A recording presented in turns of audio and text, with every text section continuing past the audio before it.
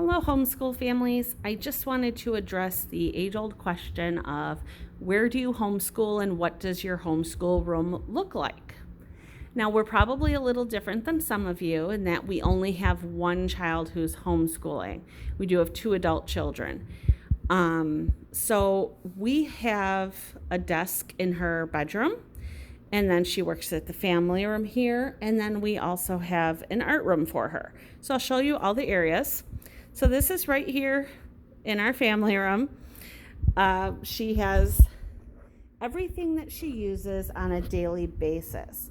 So all of her workbooks and books and pens and pencils and basic things she's going to need every single day are right here in her cubbies, easily accessible. It just really made more sense to have it all here.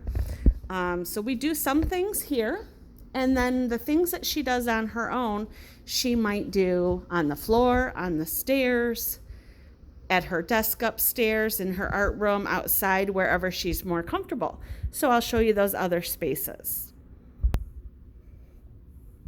This is in our breakfast nook. She actually has a little reading area that she likes. Sometimes she'll sit there to do some reading.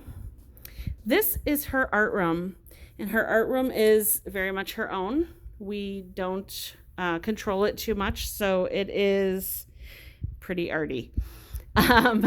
As you can see, she, gets the paint everywhere, and we kind of let her control that. We do store a lot of homeschool things in here, though. So up here we would have her rock tumbler and different science kits and her chemistry sets and microscope, and then she does have her art things. And down below we have a couple boxes of more science stuff and more social studies and folded up maps and all sorts of stuff in there. But again, this is mostly an art room, so if we're going to use something else out of here, we generally take it out. We don't work together in here. I don't want to be in here. It's messy. These are her portfolios actually for the last 3 years. So if the county were to ask for anything, it's right there, easily accessible, with no issue. But again, like I said, we do have some books in here. She's got a bunch of storage and her globe and periodic table and different maps. And what I do with the maps is I hang them by a nail and I put some laminate on them with a couple holes so that they don't tear. We take them on and off as needed.